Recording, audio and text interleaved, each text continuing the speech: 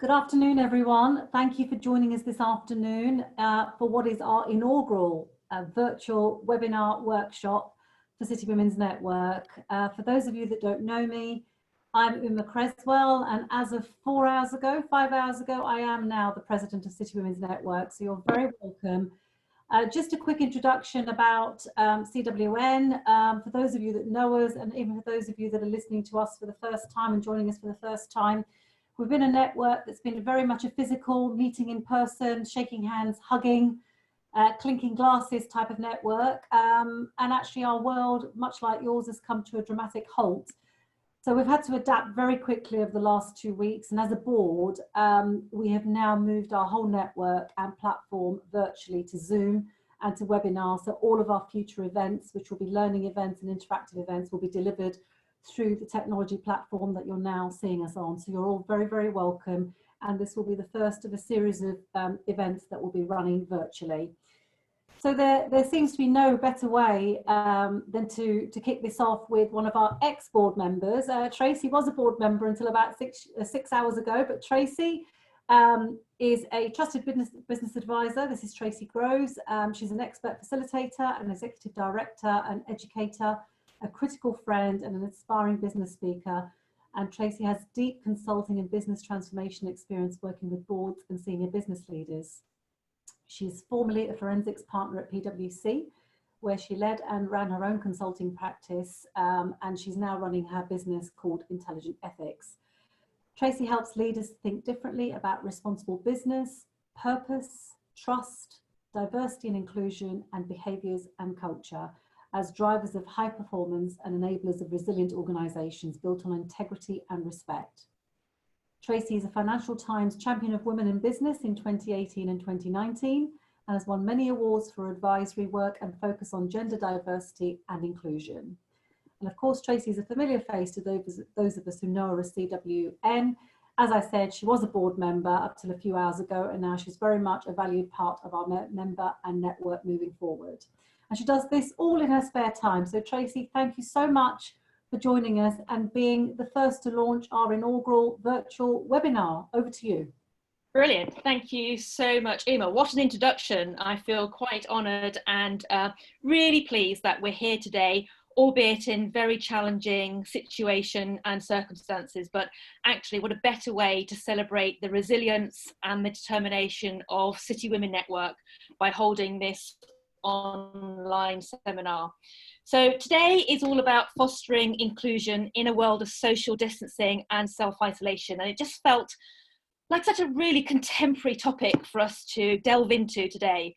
I don't profess to have all of the answers by any means. And I think anyone who does at this point in time, I would doubt in terms of what they really do know, because we are learning every single day as an experiment in what we're doing here. So I'm really looking forward to the conversation that we're going to have this afternoon. We scheduled this seminar to be online for 45 minutes.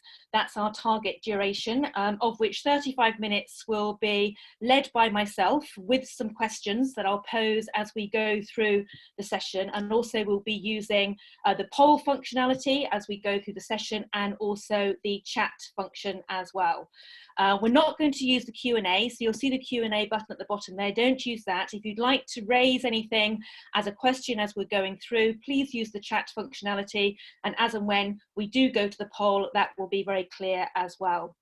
One of the things I will ask you at some point as well would be the raise the hand, and you can see that by clicking on your participants list at the top or the bottom of your screen there, clicking on that, and then to the right will be a list of all the attendees, and there'll be a raise hand button that you can press at the bottom as well. So that's the only time I will ask you specifically to do that.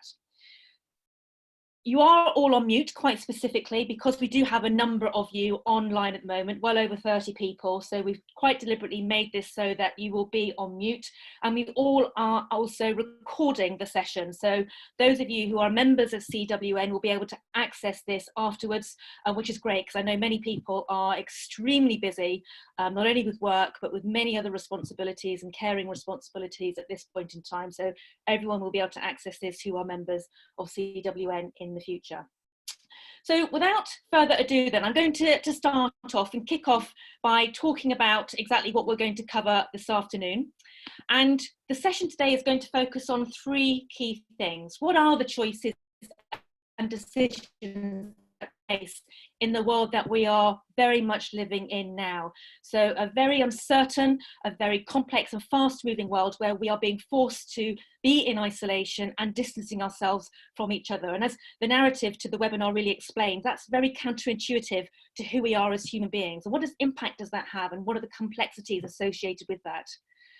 Why inclusion in the type of world that we're living in at the moment really does matter, even more so now than ever, and how that can really fundamentally help us to actually potentially make good decisions and not so good decisions. So I really wanted to shine a light on that and raise our awareness and consciousness about the impact and the consequences of what we say and what we do. And then to give you some practical tips and hints and some ways to engage and connect with each other, because our ability to be empathetic, to connect and to be agile is even more critical and important in this world. And you can see there in that very iconic picture on the right hand side there, where you've got the iconic Beatles and Abbey Road snapshot. They're actually social distancing across that zebra crossing, and it looks very disorientating. To see human beings walking this forced distance apart and not within human contact of each other does actually look quite disconcerting. And that's really what we're all experiencing now as we go through. So very much I wanted to shine a light on this today, because actually the choices that we face is how we can actually think about our lifestyle being significantly compromised through isolation and social distancing in order to save lives. And that's the ethical dilemma that we're facing. It's a self-interest context versus shared interest. In order to help others, I need to help myself by removing myself and taking myself out of the social network. So just wanted to show you as a bit of an intro here in terms of how our circuit of life has actually been very much shortened recently. So here in the UK, as many of you will know, I think we're all dialing in from the UK here. We've been in lockdown since Monday evening this week, and actually this is what our lives look like at this point in time. This is the iconic Harry Beck London Underground symbol that we've taken. And I just wanted to ask you right now just to do a virtual thunderclap, a virtual raise your hand in terms of who recognises this. I know I've been around this circuit already 2 or 3 times in the last 48 hours at least. So if you wanted to, just for a bit of fun, just to do a virtual thunderclap or a virtual raise your hands to say who resonates with this that you've got in the screen here in front of you. And I know that I've been very much down to the kitchen, into the fridge, out of the fridge, avoiding the fridge, back into the fridge, on and off. And it's really interesting to see how that is manifesting itself. So I'm just going to take a look actually, just to see, oh, look at all these, look at these hands. Yeah, that's brilliant. I can see all the raised hands there. Yeah, we all know what this is like. And in fact, one of my colleagues did say to me, Tracy, you have missed out the only one important thing here, which is keeping out of the wine cupboard or the wine fridge as well. So I empathise there.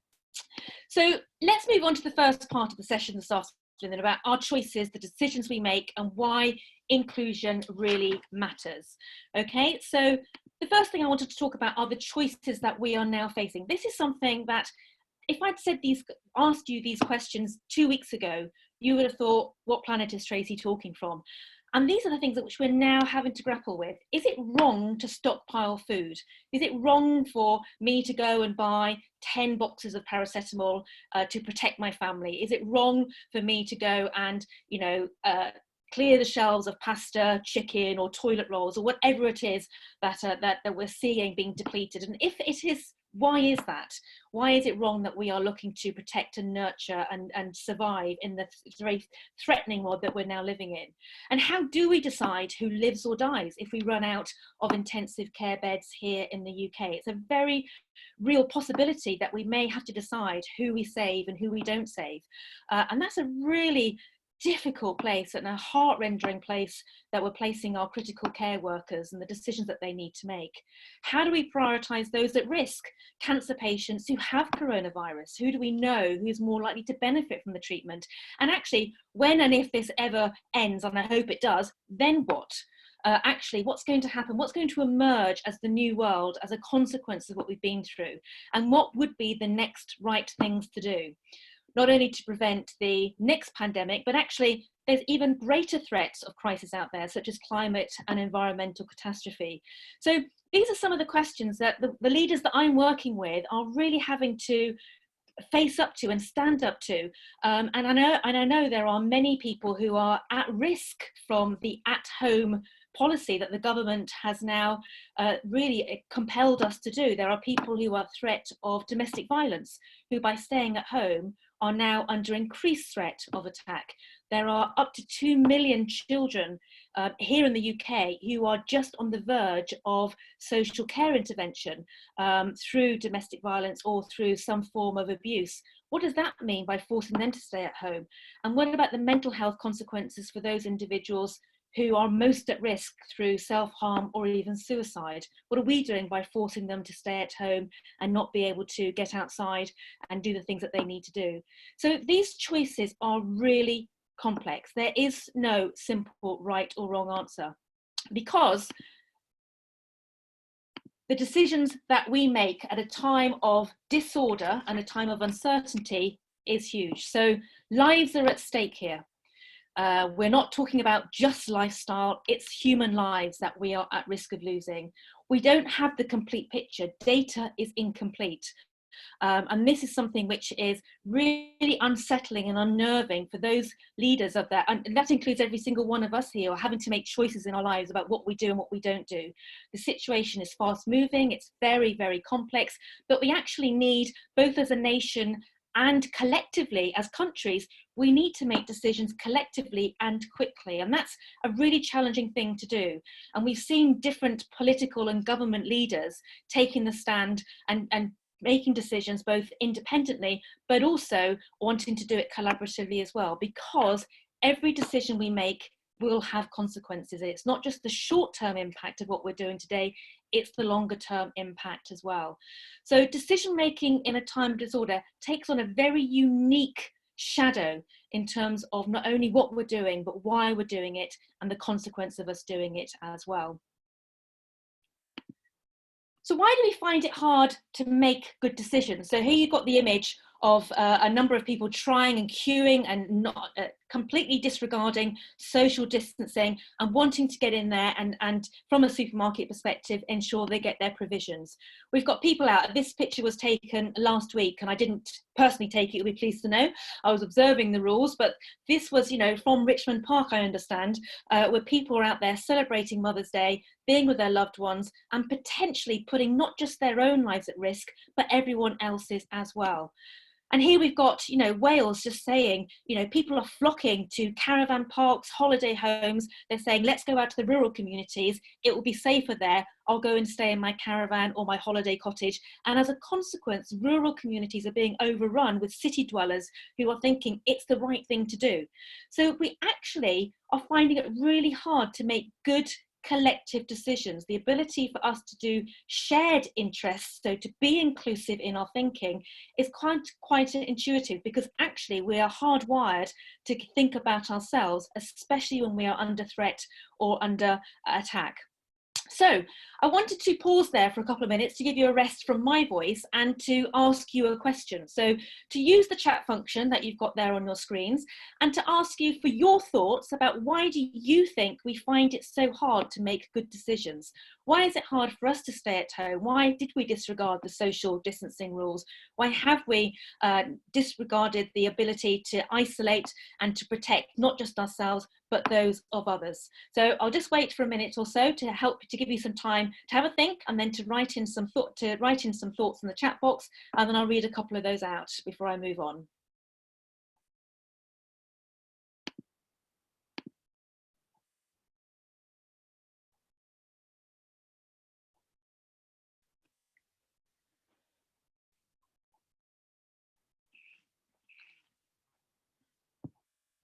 So we've got social norms coming out, but we're hardwired to do things in a certain way. Self-interest triumphs. Oh, there's loads of things coming in here. We've got habits are coming in. So this is something we've always done, so we'll always continue to do. The guidance from government it's been rather ambiguous. Fear of the unknown. We want to protect what we have. Yeah, absolutely. Entitlement and being in control. So there's a sense of privilege and a sense of why, you know, we've earned this, we've got the privilege to do this, why don't we do it? It's a very unsettling time. We're uncertain of the outcome. Therefore, you know, do we know what we're being asked to do is the right thing? And, you know, the government is experimenting and exploring and looking at the data and the research. Very much selfish as humans, self-absorbed. So I won't have time to go through this today, but it's a very natural response to us. You know, the amygdala in our brain responds to fear or flight, and we think about this in a very emotional way as opposed to rational as well. Loss of control, our adaptability is being tested. Oh yes, and somebody, yeah, Aaron said, is talking about the limbic system in the part of the brain. That's right. Yeah, we act with an emotional and with a threat response, which means that we go and protect into flight and survival mode, and we look after ourselves. Brilliant. Some really great, we could talk about this all afternoon, but I just wanted to thank you so much for your thoughts there. I think it's really fascinating that actually, and I'm not judging here, this is not about passing blame or judgment. This is actually just about understanding why it's hard and why we are observing a very disparate response to a real and inclusive behavior that we're being asked to do, and how naturally actually we can respond in not the way we're being doing it. So here in the next screen is the not so good decisions that will be remembered. So a lot of you may know about these, and there's lots of stories going around, but I just wanted to give you some examples to bring this to life really. So the letter you've got there on the left hand side, some of you may have seen this on the social media and the news that's been going around, but this was from a hotel to their employees, giving them no notice, but to say, you need to leave your accommodation right now, your job is no longer required, you are having no redundancy pay, and please leave the premises as soon as you can. And this was a Scotland based up in hotel based up in Scotland, in Aviemore in fact, and they were told actually that they had nowhere to live and no job and to leave with immediate effect. There's an example of leadership taking a decision which they may look back and regret, and in fact I think they've already backtracked where they had. Top right hand corner there, a paramedic who was informed by his landlady to leave within 24 hours. She was scared that she would contract the COVID-19 virus from him, you know, as a tenant in her flat. So she asked him to leave within 24 hours. And pets at home, this is a very interesting one. So this emerged from the key workers definition from government, which I understand has been rather ambiguous and not very clear, but the leadership, the management at Pets at Home told the people within the store that they were key workers, so whether they were dog groomers or they were customer service receptionists or cashiers, that even if they weren't veterinary assistants or vets, that actually you were key workers and you had to send your children to school this week and to come into work. So an example of whereby determining actually what is really important here. Is really a dog groomer something that we need as a key worker in a time of facing this uncertainty that we are, or is it this leadership putting profit in more important than purpose in terms of what we're trying to achieve? Here are the much more positive and good decisions that will be remembered, and I'm picking up loads and more of these every single day. So some of us will remember what happened last week. Pret a Manger on the left hand side there sending out this message to all their NHS workers saying you can get free coffees, free teas on us on the house for all of this week, and we'll take 50% off everything else. So Pret a Manger getting a lot of very positive response there. Brew Gel, well, it's actually the Brew Dog they're called. They're a brewery based up in Scotland. They make some fantastic real ale. They've actually converted all of their brewery distillery production line into making hand gel sanitizers, and they are handing that out free to places, to care homes and to key workers who need it. And really fantastic to see that happening. And I know also the Louis Vuitton group, the LMVH, they've also done the same. And in the bottom right hand corner there, some of you may recognize this, may not, just that little green patch is actually Stamford Bridge, Chelsea football ground. The hotel that is owned by Chelsea Football Club, called the Millennia Hotel, that's now being offered to NHS workers for free for the next 2 months. So they they've moved, shut down as a public hotel, and they said actually accommodation for NHS workers who do not want to go home and potentially infect their family and their loved ones. So, and there are loads more examples. There's some really good. Prada, H&M are now making face masks, for example. But these are things that will be remembered. These are the decisions that we'll look back and we say, what is it that, you know, organizations have done in order to live their purpose, to demonstrate their role in society, to actually not just think about their own profit, their own self-interest, but to think about the impact and what they have on others as well. So I just wanted to share this with you as a way of bringing it to life, really. This is something that I wanted to share with you, and I've used an awful lot with my work with leaders, and it's quite ironic actually if I say that it is actually from Chinese language, but the Chinese symbols or the word for crisis is made up of two words. They use two symbols, danger and community. So both of those together make up the Chinese word for crisis.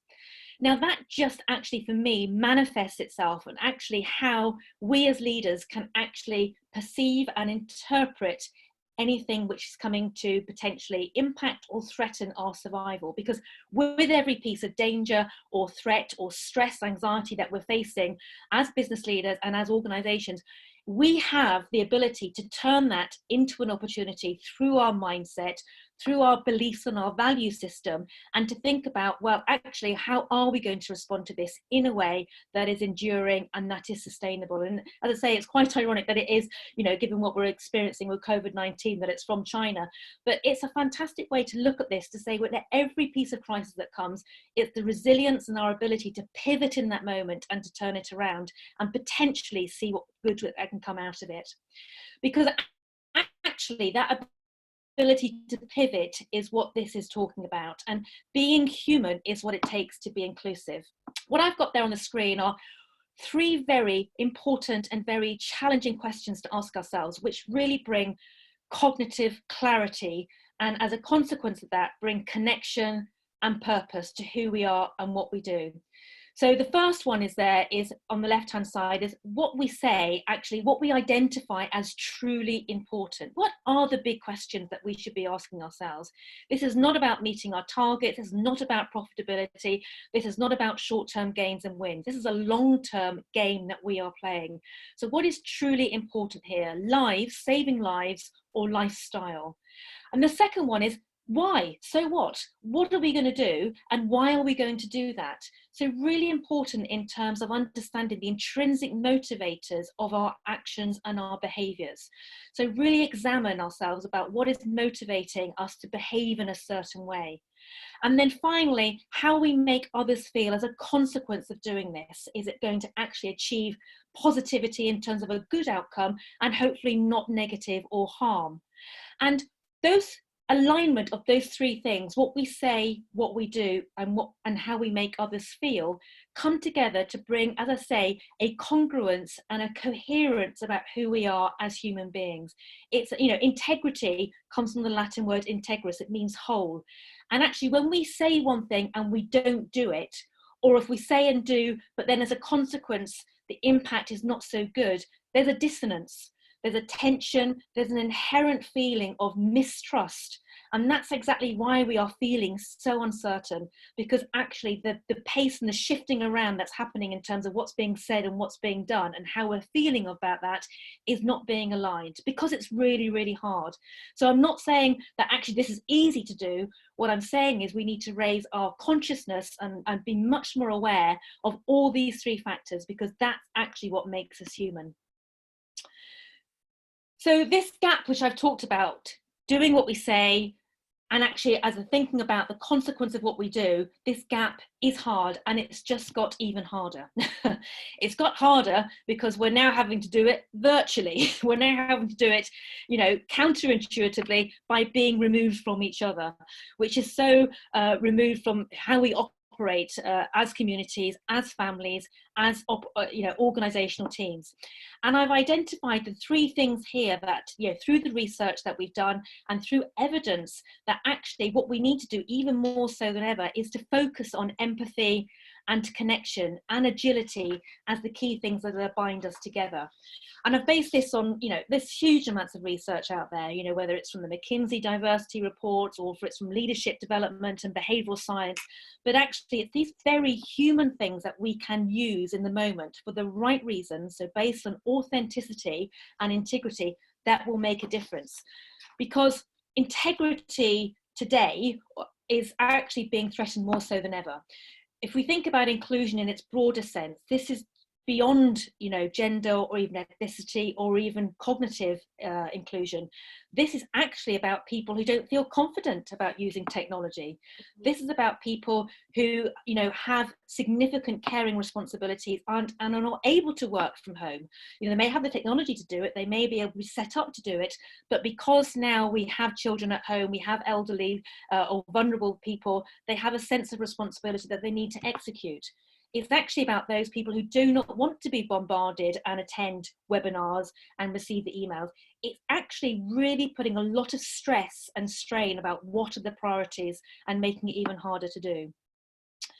So moving on to the second part of the session this afternoon, and I want to finish off the next 10 minutes or so, just really getting quite practical here. So, laser-like about, so what can we do about this?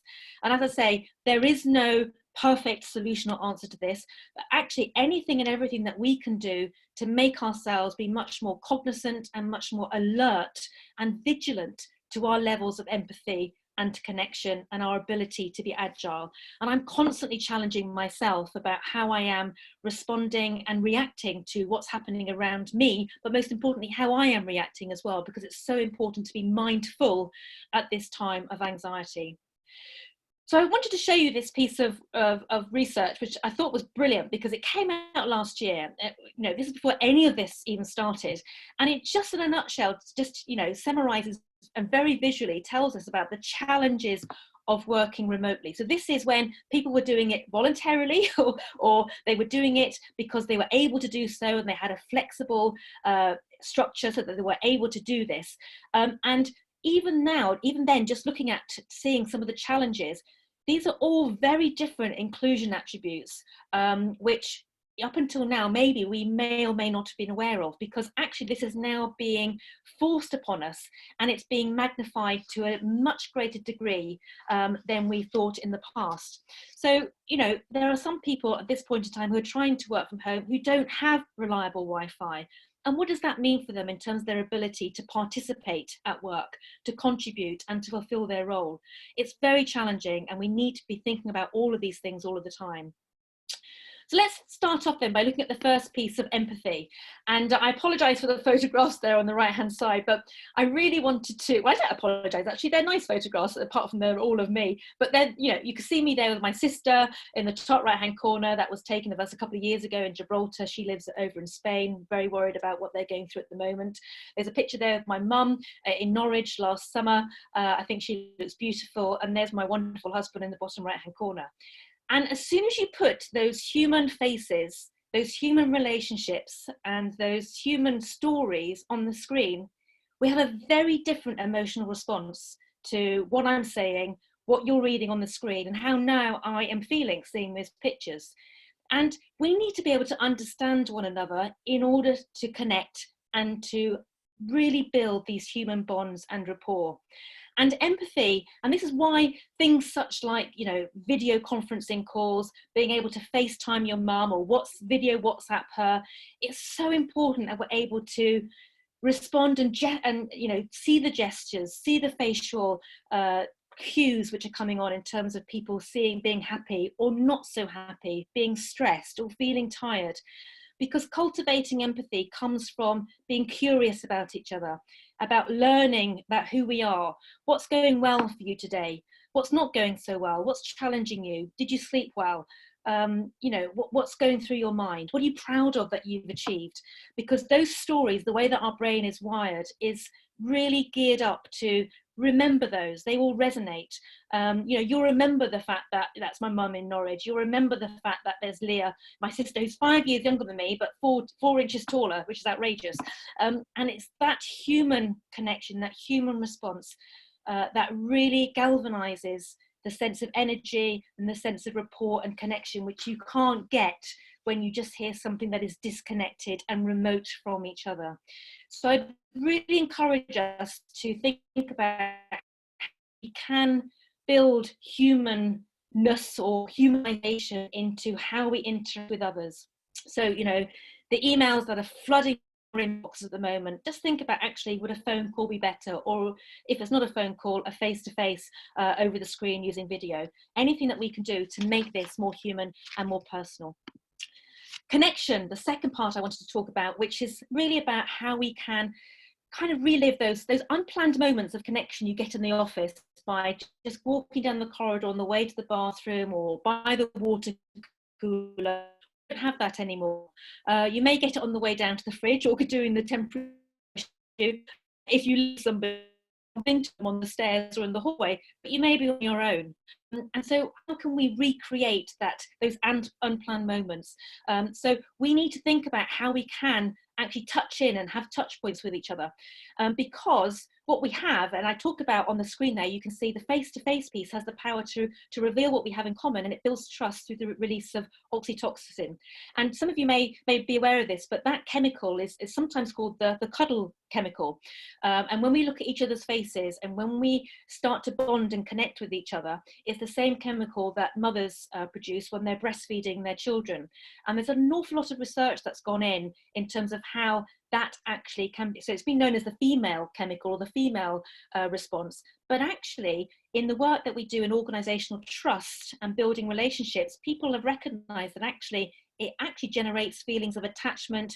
It makes us feel positive, our mood improves, and actually we start to engage and learn much more readily when we have this oxytocin going through our brains and our blood flow. So actually, why wouldn't all of us want to experience that? So we need to have these virtual water cooler moments, those bumping into the corridor on our way to the bathroom. So I put some examples up there about what that could look like. So, you know, as and when we're now being disconnected and we're being exclusive in our personal offices away from each other, just checking with people when you have that phone call or that face-to-face, how are you? Every action with a personal check-in, what's going well? What are you pleased about? What's not going so well? Just touch that human point again. You know, I had a virtual coffee this morning. I know some people have been having evening drinks with each other. I know people have been going out and now having the new app called House Party, which is getting 3 or 4 girlfriends around at a time and doing a book review. Whatever you need to do, let's think about how we can connect and rebuild those relationships across the virtual network. And actually, as I say there, be human. You know, I've heard a lot of people apologizing for when their little boy or girl walks into the room or the dog comes in and starts to bark. I actually, you know, at the end of the day, that's life. This is reality, and let them photobomb. You know, I think that's brilliant. That's who we are, and it's our whole selves that we need to value and appreciate. And then my final one there that I wanted to talk about was agility, if you remember. And this is our ability to respond coherently, our ability to pivot and respond as a collective team to situations that are emerging. And how we do that is through a feeling of shared psychological safety and trust. And we only get that if we are connected, if we are empathetic, if we valued or trust each other. And actually, one of the things which I'm really encouraging all of the people that I'm working with to do is to have the difficult conversations right now, because actually this is a really good time to come together, to have those trusted conversations and to say what's working for you, what's not working for you, how can we change, how can we adapt. Let's get some different points of view and let's create some tension if we don't have it, because that's what life's all about. Life's not great at the moment. We need to be real and we need to face the reality of what we're doing, and we need to make it as good as we can for every single one of us. So share the ideas, be open and experiment, because the recognition and realization is what we've always done in the past isn't going to get us to where we need to be in the future. So we may need to stop doing things that we've done in the past. We may need to unlearn, because that is holding us back from what we need to do. So agility is very much a core part and a core characteristic of what we need to do here. So moving towards the end of the session then, before I move on to Q&A, I did want to ask you all a question, and I'm gearing up Jules here, who's working, beavering away in the background, I know, as our host for the session, and she's going to put a poll up, and I'm going to ask you, what do you think is the most important out of those 3 inclusive behaviours which I've talked about, being empathetic, being able to connect, and being agile? What do you think are the 3, or out of those 3, click which one of these 3 inclusive behaviours you think are the most important. So over to you, Jules, to put that up there for us.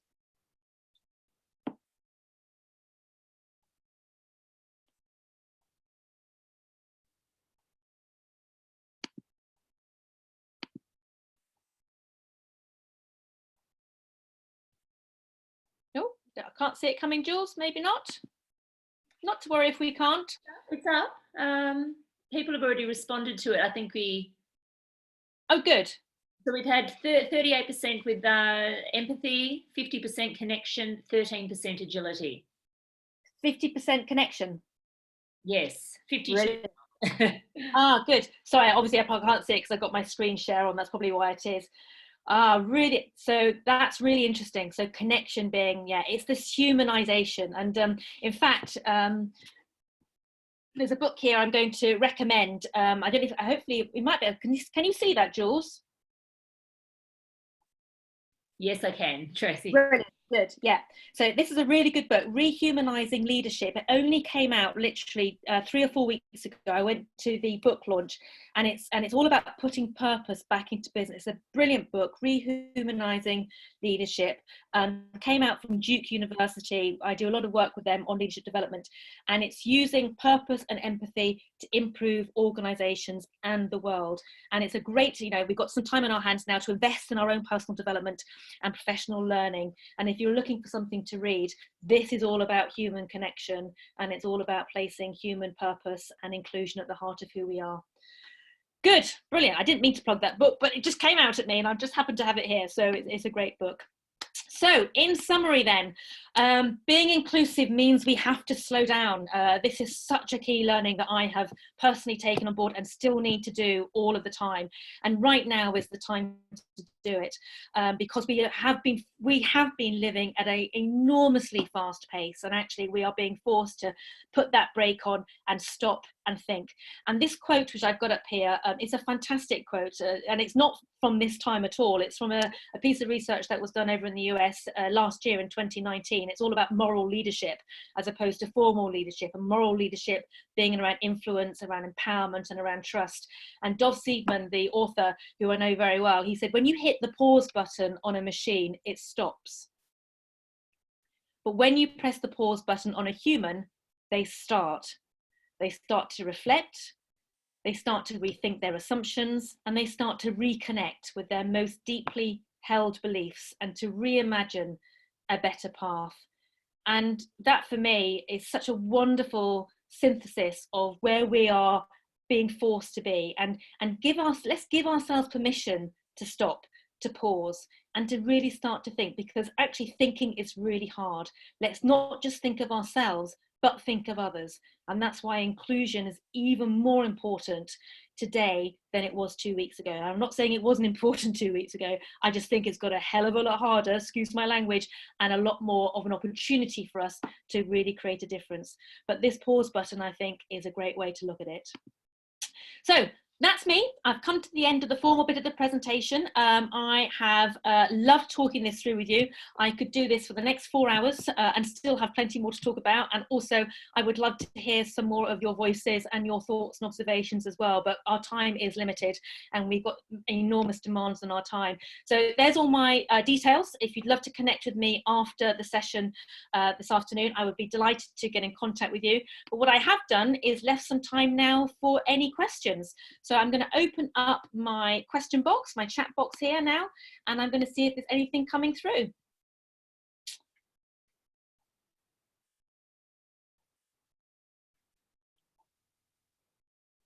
Oh, who is the author of this book? The author is Michael Chavez, C-H-A-V-E-Z. Yeah, so Rehumanizing Leadership by Michael Chavez, C-H-A-V-E-Z.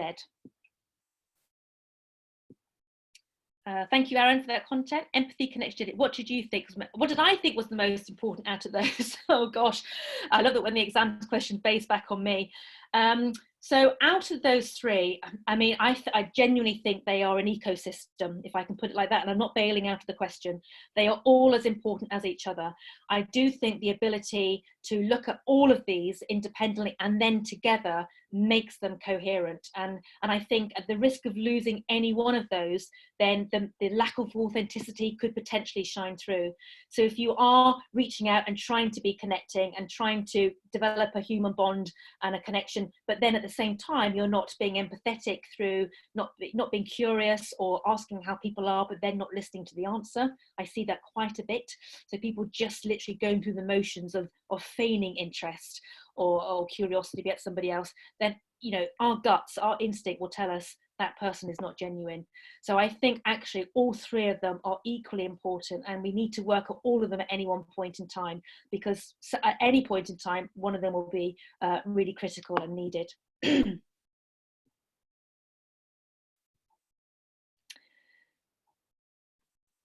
Okay, good question here from Dawn. What leadership style is needed in times of crisis like this, when I would assume they would want to take control? Yes, so formal authority versus moral authority, or even all the other types of leadership that we get. So in the past, a lot of formal leadership has come through authority, status, seniority, privilege, power and influence. And actually you can have the most powerful leader, and I can think of quite a few political leaders in particular who have a lot of powers at the moment, and they have absolutely zero influence in their ability to inspire, build trust and build rapport. At times like this, we need leadership that is really in tune with their human senses, I call them. So really in tune with how people are feeling, being very vigilant in terms of people's anxieties and concern, and being able to seem to be agile and have confidence to experiment. I mean, if I look, this is my personal view, but if I see what's happened with some of the decisions that's been made by our own government here in the UK, I applaud them for trying different things, because we genuinely don't know what the answer is. I applaud them for wanting to seek the science, to look at the data, to learn from others. And yes, maybe they could have moved more quickly, maybe they didn't, but at least they have been open-minded and they have genuinely responded to the demands and some of the anxiety and frustration that we as wider society have given them as well. So I think this ability to be vigilant, to have those senses and that alertness as leaders is even more important at this point in time. Got a question here: is inclusion has a particular meaning in my mind. What do you mean by it? Is it about everyone in wider society? Yeah, and it's quite interesting that that's from Penny. Thank you, Penny, that question. I mean, I do think we all look at inclusion through a different lens, and it'll be through our own experience, our own learnings and impacts and experience that have done for us. For me, inclusion is about shared interest. It's about not putting myself at the heart of what I'm doing, but thinking about the impact of what I do, how I do it, and how I make others feel. So it goes back to that Venn diagram that I talked about. And actually, even before inclusion is probably something which we've talked about explicitly quite recently for the last maybe 5 or so years, but it's been at the heart of human leadership forever. We just haven't called it that. So I don't want to get hung up, and I don't think we should get hung up by labels or terminology. I think let's think about the human side of leadership, and by default we will therefore be inclusive, which is just not thinking about ourselves but others. Okay, brilliant. Well, we've got a minute or so left, so I wanted to say on my behalf, thank you for everybody for attending this afternoon. It's been a fantastic session. I apologise for running probably through far too much material in too short a time, but I hope it's really stimulated your thinking and provoked you to think about this a bit more, actually. And I think that's what these sessions can do. I think it's brilliant that CWN are doing this. I feel very proud to be part of a network that is wanting to educate and provide this opportunity to come together and be included in this debate. And I know, Jules, you wanted to talk about what's going to happen next, and what CWN is endeavouring to do as a consequence of where we're at and what we're looking to offer. Right. Hi everyone, I'm Jules Benjamin. I'm the CWM Board Secretary. I'll be very quick because I'm sure you've got plenty of things to move on to. Look, firstly, I wanted to thank Tracey for a really interesting, thought-provoking and obviously relevant session today. I mean, she's clearly pulled this together very quickly because a lot of this stuff wouldn't have existed. We wouldn't have been talking about these things 2 weeks ago. So really, really impressive, and well done, Tracey. Wonderful session. We are recording this and we will be putting it on our website onto a brand new page under our members section. So members will be able to log in under the members area, and it's a new page called Our Online Academy. So you'll be able to access this recording and any future recordings going forward. We won't be providing separate individual feedback surveys following each webinar, because we know that you are inundated probably with emails and things online at the moment. So we're trying to sort of reduce that. But if you do have any specific feedback for us about the session, feel free to email through to admin@citywomen.org, and it'd be great to get some feedback if you have any. We are obviously continuing our webinar series and doing a lot more while we're all isolating at home, and we'll hopefully continue beyond, even once we're back together face to face. I know that there are a few non-members connecting in today, so if anyone is interested in looking at membership, please go to our website and contact us if you want to know more. But look, hopefully you all enjoyed today's session, and we look forward to having you join us in some future ones along the way. Thanks very much. Thanks, Tracey. Thank you, Jules. Thank you, everyone. Bye.